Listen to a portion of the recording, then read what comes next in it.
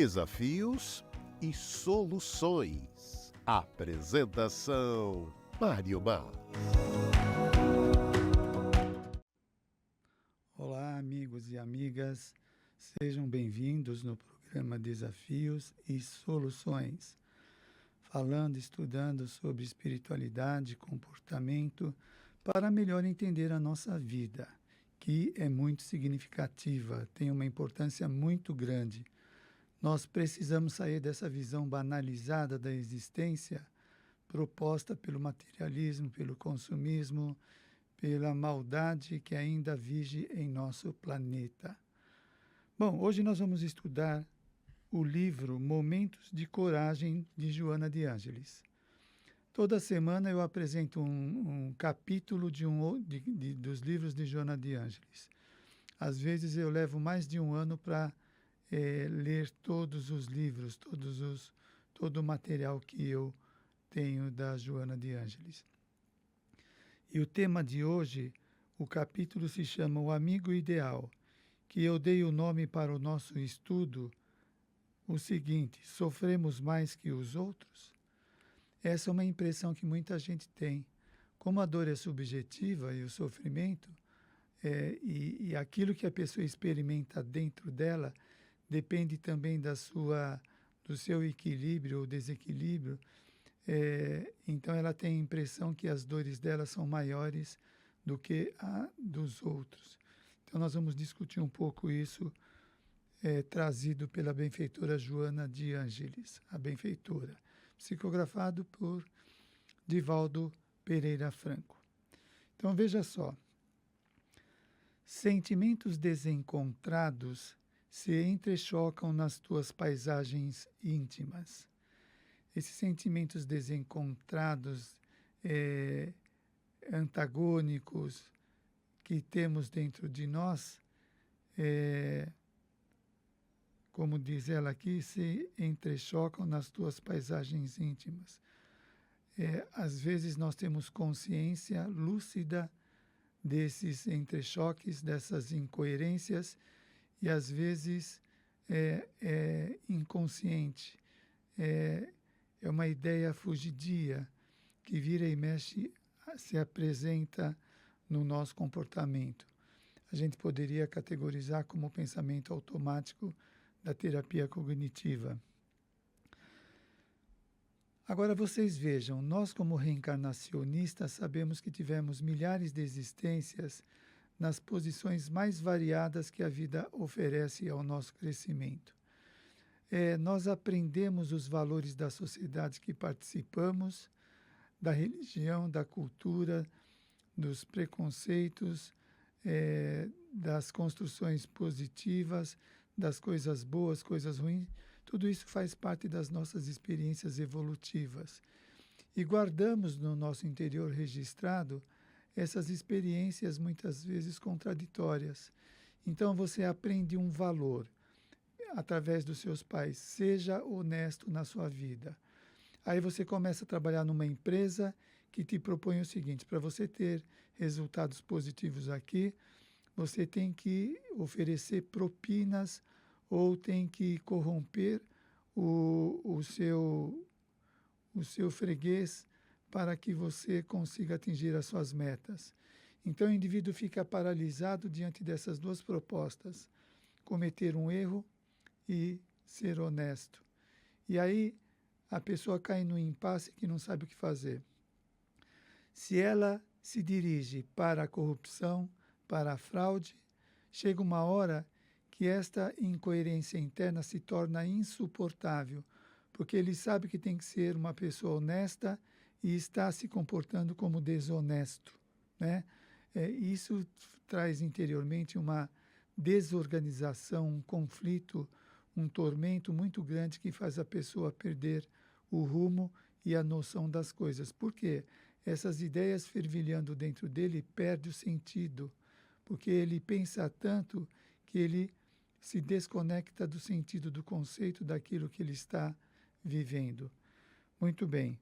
Então, aí dá para entender essas iniciativas que temos para fazer algumas coisas e ao mesmo tempo um medo de que aconteça algo terrível ou de que uma catástrofe, um acidente possa acontecer.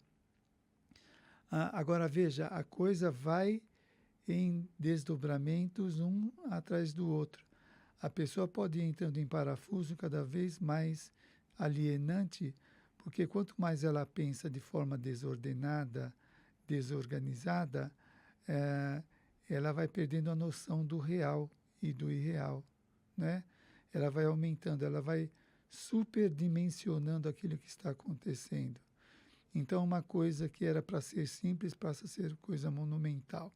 Por exemplo, o que é simples para você ir na padaria comprar um pão, você pensa, bom, é só atravessar a rua, tem semáforo, ou não tem tanto trânsito, eu atravesso e logo vou me deparar com a padaria.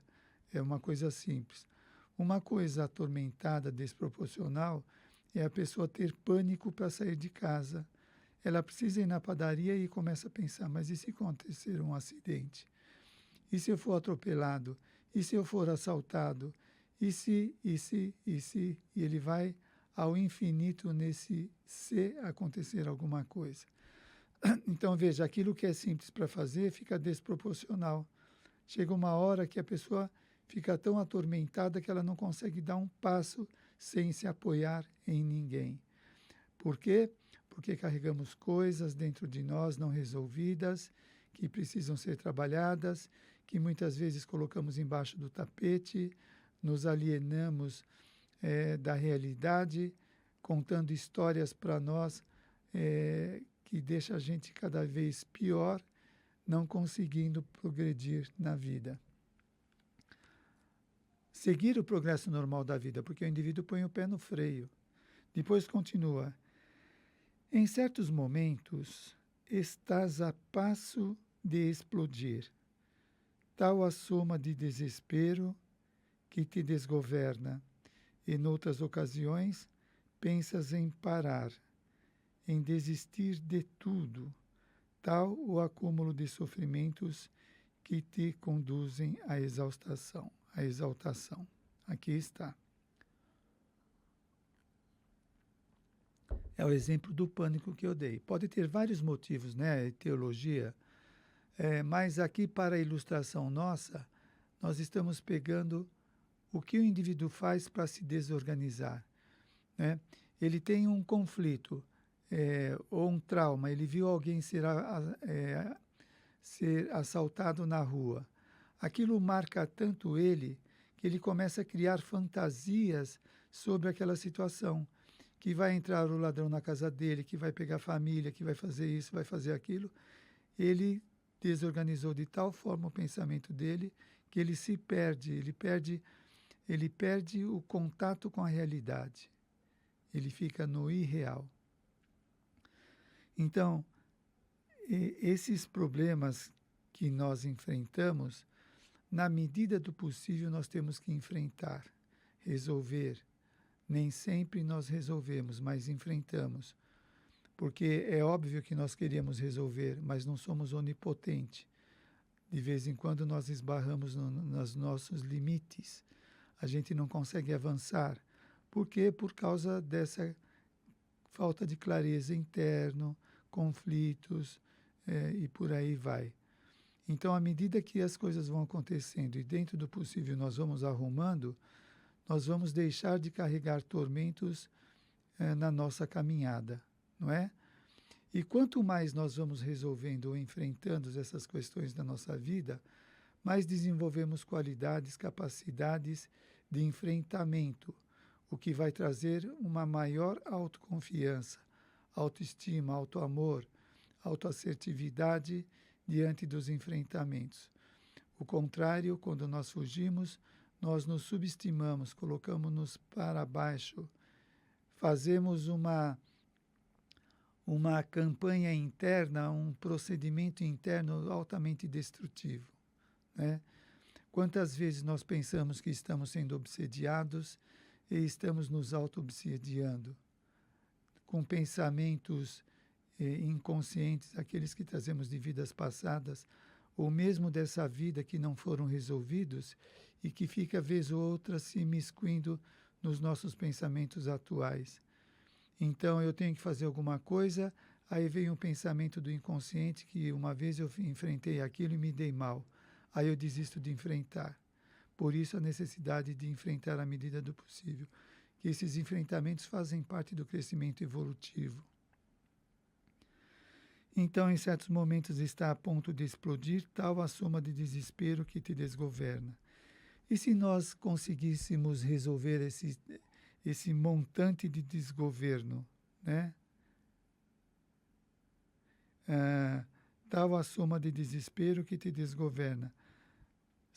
Resolver esses desesperos, né?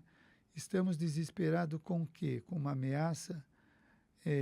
Com uma catástrofe?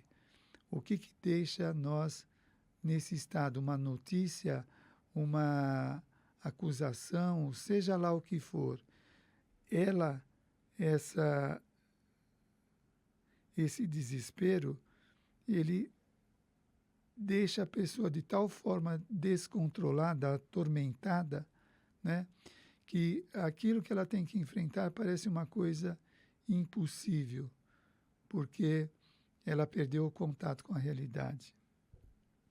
E, noutras ocasiões, pensas em parar, em desistir de tudo, tal o acúmulo de sofrimento que te conduzem à exaustão. É interessante que a gente vai vendo isso no nosso comportamento das pessoas ao nosso entorno, como que a pessoa vai perdendo o entusiasmo pela vida, o interesse, os sonhos, né? Por causa desses percalços, dessas dificuldades, a pessoa vai ficando tão atordoada, ela vai acreditando que parece que não tem saída, porque esse é um problema também. Quando ela está atormentada, a mente dela fica estreita, ela perde a capacidade de pensar de forma ampla, e aí ela não consegue ver saídas. Se ela não vê saída, ela quer desistir, né? Então, muitas vezes, diante desse quadro, a pessoa faz uma prece, pede ajuda para o seu mentor espiritual, faz um tratamento espiritual, ela sai daquele estado de perturbação e começa a enxergar as saídas que ela não via. Por quê? Porque ela sai daquele estado de consciência limitado que não tinha, que não dava para perceber as várias saídas, várias oportunidades, vários caminhos que ela tem na vida dela. Quem fala isso é o Pastorinho, no livro dele Impermanência e Reencarnação. À medida que a percepção se aumenta, nós conseguimos enxergar mais longe. Quando estamos detidos nesses pensamentos estreitos, fica sem perspectiva. Olha a importância disso, porque você pode achar que a sua vida está parada e é você que está parado com os seus pensamentos, com seus medos, com a sua inoperância na vida de ir atrás das coisas e, desse modo, fazendo com que a vida seja uma repetição incessante das coisas amargas que você está enfrentando.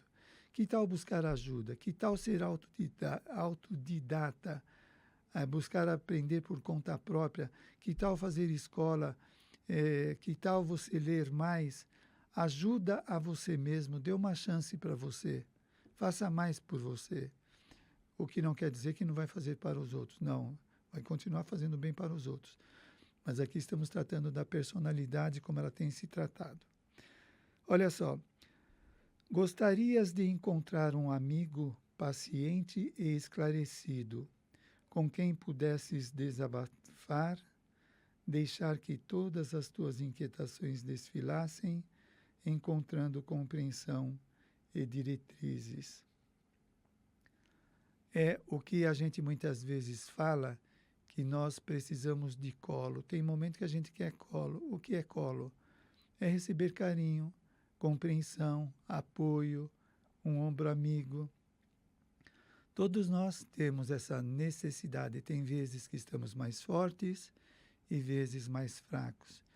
E essas oscilações acontecem porque não temos ainda controle de muitas coisas da nossa vida vivemos numa sociedade complexa que tem os seus altos e baixos, as suas incoerências, as suas belezas. Tudo isso faz parte do clima. Agora, veja bem, nós vivemos uma vida de encarnados atolados na matéria. É claro que nós estamos no corpo e temos que dar conta do corpo, mas nós somos espíritos, nós não somos carne. Então, nós nem sempre nos comportamos como espíritos imortais, e sim como espíritos mortais que vai morrer, que vai acabar, que vai deixar de existir. Então, nós precisamos resgatar a nossa imortalidade, a condição de reencarnantes, né? Para saber que a nossa vida é passageira e que faz parte de projeto evolutivo dos benfeitores, da misericórdia de Deus. Todos nós estamos dentro desse projeto de crescimento. Então, esta consciência nos arranca da visão estreita de achar que a vida se resume à vida carnal. Não, não se resume à vida carnal. A vida carnal é apenas experiência para o crescimento do indivíduo. Nós somos imortais, vamos desencarnar e reencarnar infinitas vezes, vamos progredir incessantemente, vamos melhorar, vamos superar os reveses que estamos encontrando agora. A sociedade vai melhorar, já está passando por mudanças incessantes.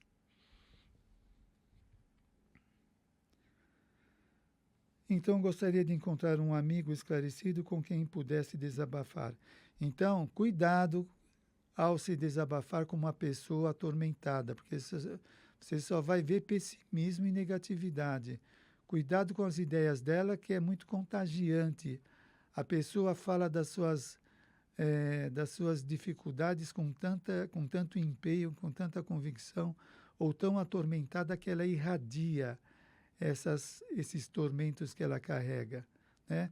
Nós temos que neutralizar e superar essas irradiações. Como? Com um comportamento melhorado, com pensamentos elevados, fazendo prece, sendo gentis, honestos, amigos, amistosos das pessoas. Enfim, melhorando, a gente consegue se vacinar.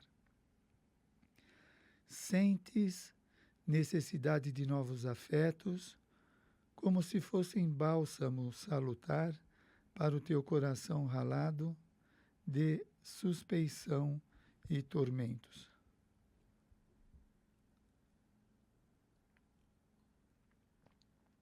Sente necessidade de novos afetos, que pode ser natural decorrente da nossa existência, diante dos relacionamentos que temos, às vezes desgastados, negativos, e nós podemos optar em escolher amizades mais construtivas, mais sadias. E aí muita gente se pega embaraçado, porque fala, mas você tem que ser caridoso e aceitar todo mundo. Sim, eu aceito, mas eu tenho que escolher que coisas que eu quero fazer na vida para eu crescer. Então, às vezes, para eu ser simpático, eu vou sair com um amigo que é ladrão e roubar com ele só para ser simpático. O outro que é viciado em droga, ele me oferece uma droga, eu vou aceitar só para ser simpático com ele?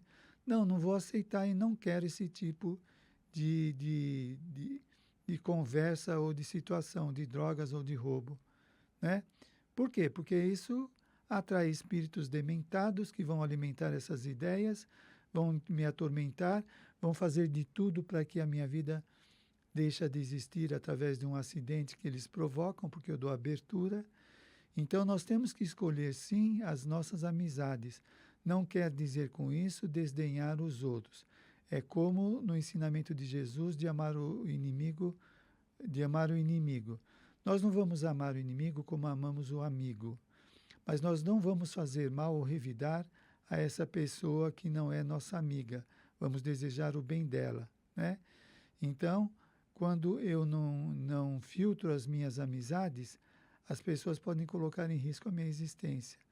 Eu posso, por exemplo, estou levando a minha vida, estou me esforçando para não beber, que eu já fali na vida passada por causa da bebida, do que eu aprontei, etc.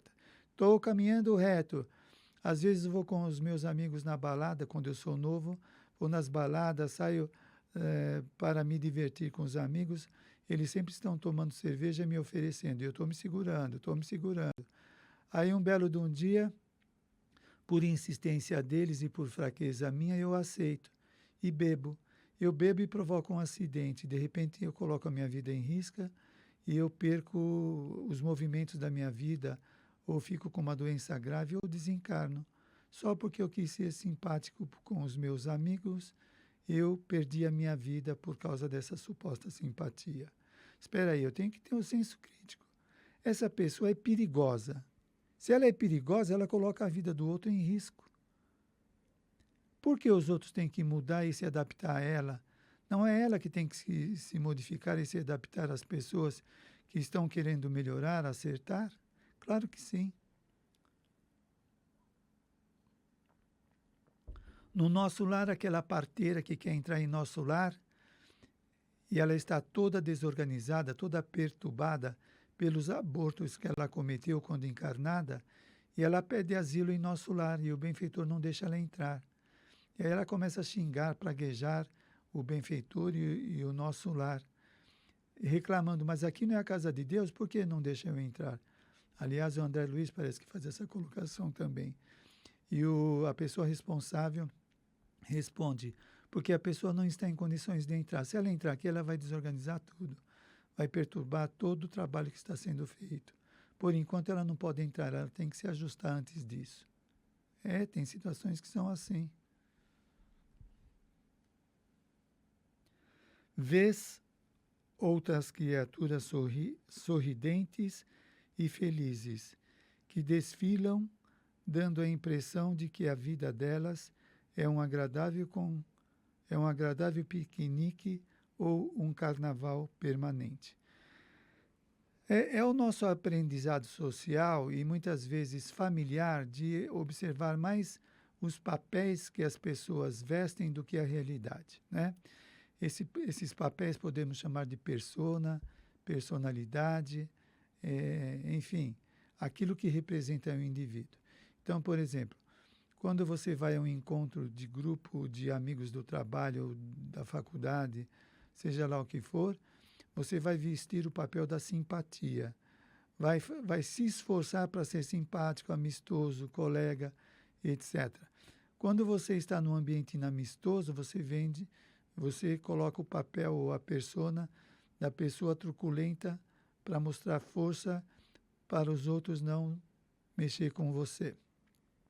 E assim sucessivamente, nós vamos aprendendo a ver só um lado da personalidade e não a sua realidade real. Então, olha só. A gente olha as pessoas desfilando, dando a impressão de que a vida delas é um agradável piquenique ou um carnaval permanente. Quando a gente passa na frente dos bares, os barzinhos, né? A gente vê um monte de gente sorrindo, cantando, brincando. E é legal a brincadeira, o espairecimento, mas muitas daquelas pessoas estão vestindo uma máscara amistosa, porque a angústia que elas vivem é muito difícil. Ela não vai se apresentar amarga, porque senão ela vai espantar os outros. Então ela veste aqueles papéis. Então, socialmente, o papel tem uma função. Se você insiste em ficar nesse papel carrancudo, o que te faz sofrer e sofrer a outro também, os mecanismos sociais vão fazer de tudo para você sair daquele papel. Então, quando você está em casa trancado lá, angustiado, dentro desse papel de sofrimento, alguém toca o telefone e te chama para sair, para ir num barzinho, para ir numa pizzaria, para ir num aniversário. E quando você cumpre esse papel social, você sai daquela condição que você estava, atrofiando as suas capacidades afetivas. Então, aparecem situações, o trabalho, por exemplo, convida você para fazer uma hora extra, porque o serviço está atrapalhado. Então, em vez de você ir para casa e ficar sofrendo de solidão, você fica mais tempo na empresa, você tem menos chance de ficar depressivo. Então, a vida sempre nos ajuda. Nós que temos que perceber a ajuda. Como, porém, estás equivocado quando nós pensamos que os outros estão todos maravilhosamente bem? A existência carnal é igual para todos os que se encontram na terra, variando a circunstância e a intensidade das ocorrências para cada homem. Corrige, desse modo, a tua ótica e cuida mais do teu critério de avaliação. Não se detenha no papel que o outro apresenta. E também nem é nosso papel de censurar o papel do outro. É a escolha do outro. Às vezes aquilo está dando sustentação para o outro. É um meio dela se tornar visível. Por exemplo, muitas vezes, às vezes quando está no meio dos amigos ou parentes, começa a se colocar para baixo ou se fazer de vítima. Por quê? As pessoas podem até perceber que ela quer se fazer de vítima, porque ela está carente, ela precisa de ajuda. Ela está pedindo ajuda através da reclamação. Mas tem pessoas que, a título de ser verdadeiros, lúcidos, etc., quer desmascarar a pessoa. Ah, para de fingir que você é coitada, que você é vítima. Ela está fingindo porque ela não suporta mais. Cada caso é um caso. Talvez ela está pedindo ajuda. Ajude. Ajudar é melhor do que criticar. Agora, num ambiente diferente, você pode até falar que ela está se fazendo de vítima, quando esse ambiente tem a função de ajudá-la de alguma forma. Porque não adianta falar que ela está mentindo e depois deixá-la sozinha, que ela vai sofrer mais.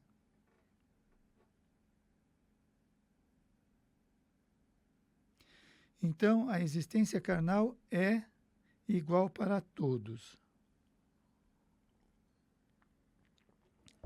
O materialista custa entender isso, né? O Espiritismo nos liberta da visão estreita de que a sociedade tem os privilegiados, os sortudos, etc. Porque acima dessas questões materiais existe a lei de causa e efeito. Não é casualidade, não é sorte, não é dom, é construção, é realização. Portanto, nós podemos melhorar a nossa situação.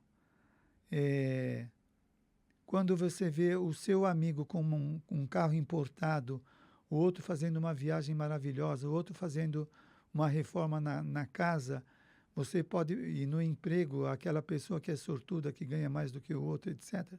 Tudo isso são experiências na escola terrestre que tem essas disciplinas para melhorar o reencarnante, para dar experiência. Então, nós passamos pela experiência da riqueza, da pobreza, da beleza, da doença, da força, da fraqueza, da sociabilidade, da insociabilidade e da orfandade, do carinho dos pais. Todas essas experiências objetivam o nosso crescimento. Não é um acontecimento acidental da existência, da vida, que leva o indivíduo a se deparar com essas questões. Não, porque hoje, se você está naquela condição privilegiada e não aprendeu a usufruir daquela experiência que traria conhecimentos, na outra existência você pode reencarnar carente daquilo que você desdenhou na vida anterior, ou você pode ter qualidades recebidas daquilo que te faltou na vida, né? Faltou ou teve em excesso, para aprender a enfrentar aquelas situações com seus recursos cognitivos, afetivos, comportamentais. Muito bem. A aparência... Corrige desse modo a tua ótica e cuida mais do teu critério de avaliação. Se o seu critério de avaliação estiver deturpado, distorcido pelos seus tormentos, obviamente que a sua apreciação das coisas são equivocadas. E você vai ter a impressão que a sua visão de mundo é de um mundo equivocado. E, de repente, é o seu filtro que está distorcido e precisa ser modificado. Aí vem aquele ensinamento do Espírito da Verdade no Evangelho segundo o Espiritismo. Espíritas, instruí-vos. Espíritas, amai-vos. Vamos nos instruir, porque, gente, nós temos uma literatura, nós temos livros que dá para aprender a vida inteira. Só os livros espíritas, fora os livros do conhecimento geral. Os livros espíritas explicando a nossa existência é muito esclarecedor. Os livros do Divaldo Pereira Franco, psicografado por vários benfeitores, os livros psicografados pelo Chico Xavier e vários desencarnados benfeitores, os livros da Ivone Pereira e tantos outros luminares que trouxeram um conhecimento para nós abandonarmos essa visão estreita da vida.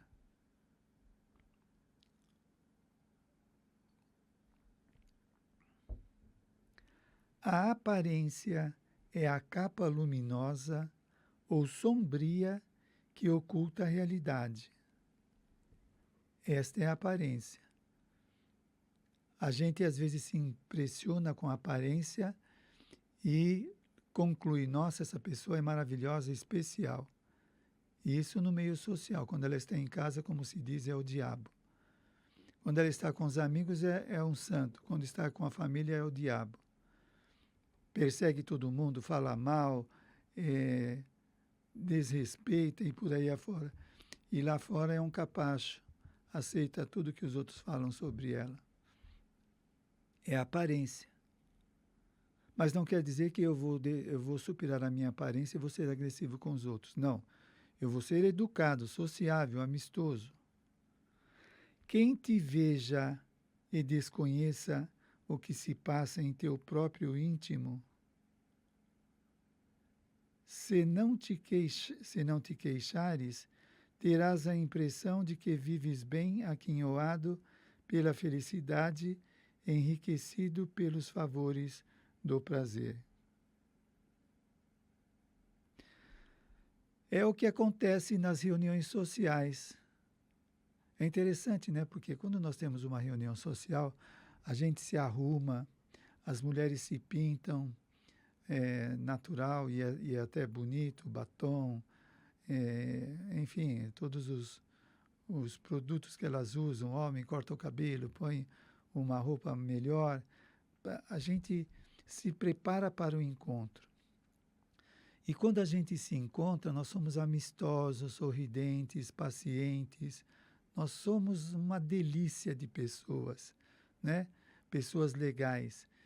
Quando sai da reunião e volta para casa, basta uma coisa estar fora do lugar, ou uma palavra maldita, não é maldita, é mal colocada.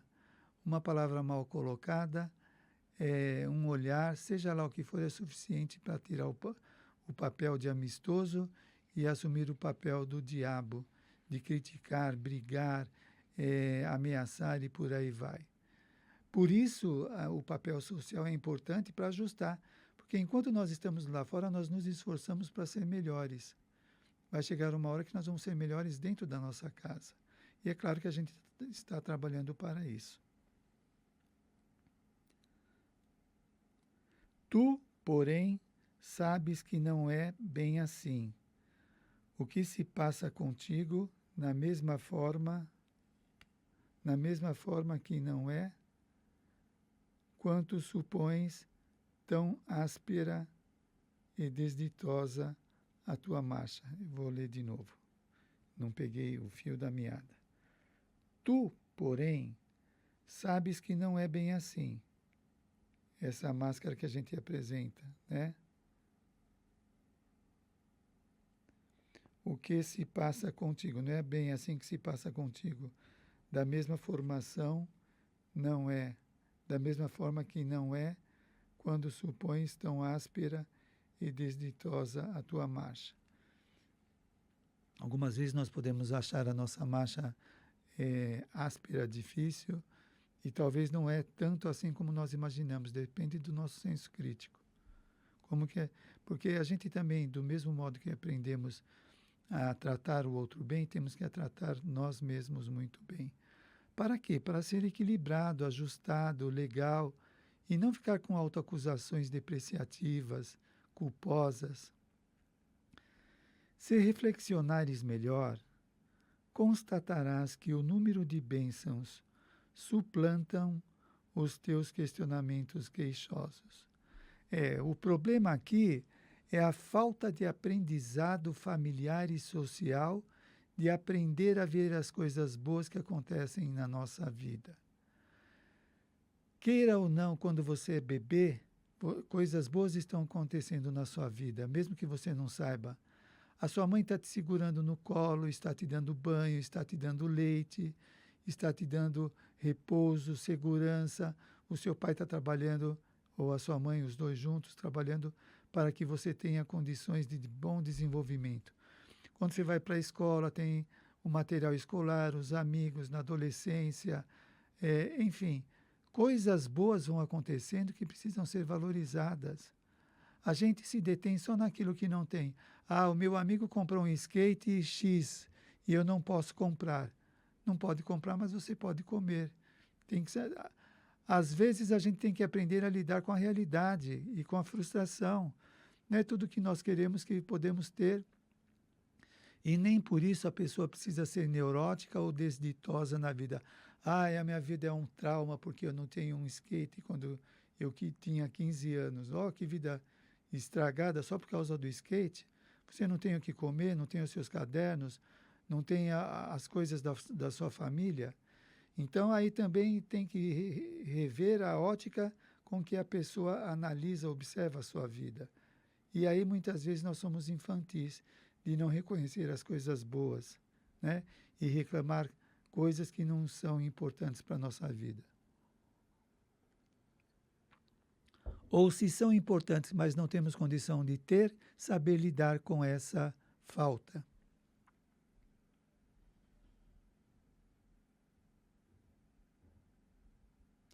Muito bem. Olha só. Ninguém no mundo físico pode desfrutar de tudo quanto gostaria, pois que se o conseguisse, já fruiria do reino dos céus, que afinal de contas não tem lugar na esfera física. O reino dos céus não vai acontecer aqui na Terra, no planeta.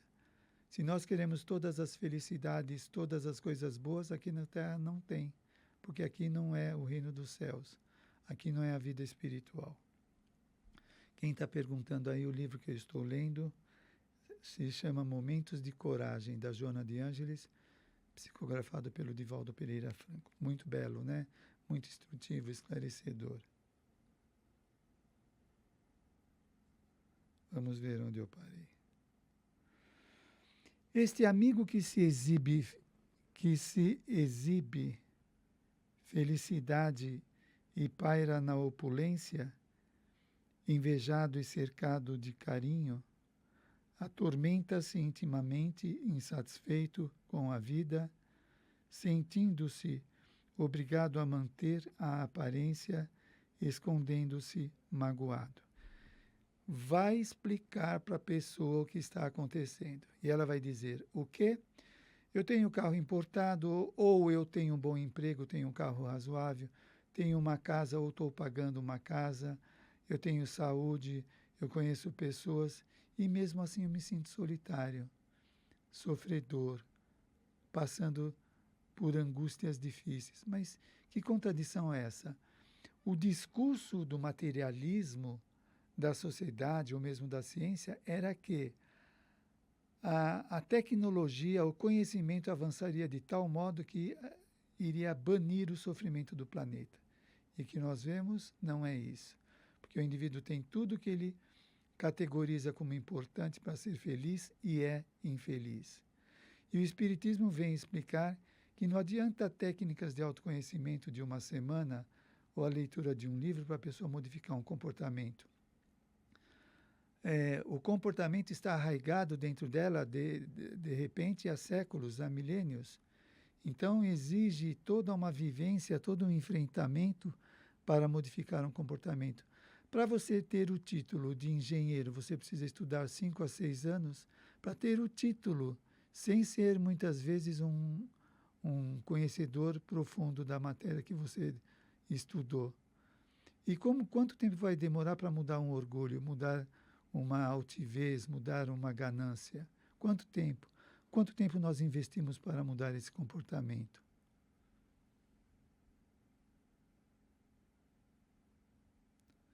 Muito bem. Essa dama que se apresenta adornada de joias finas e caras, requestada por uns e por outros invejada, disfarça nos sorrisos pesadas frustrações conjugais que ninguém imagina. E como a maioria dos casamentos são de provas, como eu li no livro de Emmanuel, nosso benfeitor querido, ele fala que a maioria dos casamentos são provacionais, é óbvio que nós vamos viver tentando, se esforçando para ser amistosos, amados, amando, sendo amados, sendo sociáveis, etc. Mas como passamos por provas, temos pendências para ser resolvidas, temos débitos, não é?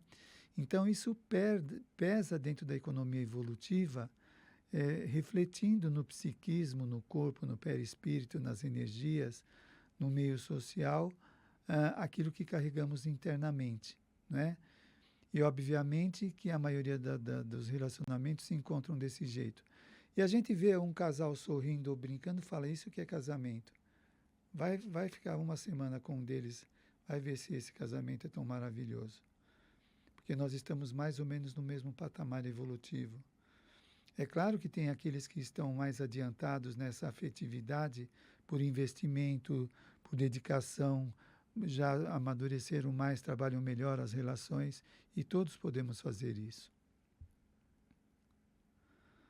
Aquele jovem bem apessoado que conquista o futuro com audácia, envolvido num halo de triunfo, iridescente como uma estrela e conquistador como a luz, amarga-se nas horas distantes do público, vencido por conflitos desconhecidos de todos.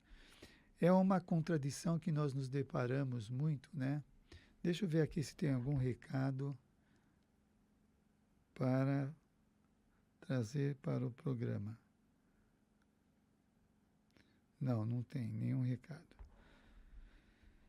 Então, deixa eu ver o que eu estava falando.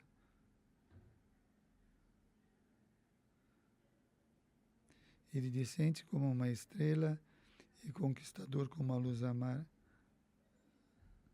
amarga-se nas horas distantes. Sim, já peguei de volta. Quando o indivíduo está rodeado de pessoas, ela se sente amada, confiante, etc. Quando a gente vai dar palestra ou palestrante, eu vejo isso em mim, às vezes eu vou falar de um tema que eu tenho aquele problema. E na hora da execução da palestra, da realização, tem essa... dá um clique, dá um olhar sobre a coisa. Eu vou falar daquilo que eu ainda não venci em mim mesmo, mas eu vou falar porque eu também estou aprendendo. Estou aprendendo. Então é natural que eu fale de coisas que eu ainda não venci, mas eu me proponho a vencê-las. Mas isso paralisa muitas pessoas. Mas não vamos esquecer o propósito. Não, mas eu tenho o propósito de melhorar essas dificuldades pessoais. Bom, gente, o livro que eu estudei maravilhoso, Momentos de Coragem, de Joana de Ângeles, de Valdo Pereira Franco, esses benfeitores queridos. Pedimos a Jesus abençoá-los, Chico Xavier, Divaldo Pereira Franco e tantos outros luminares, seus benfeitores, a todos nós que estamos aqui engajados nessa programação do Portal Mundo Maior. Um beijo para todos e até a próxima semana. Até lá. Você acompanhou Desafios e Soluções.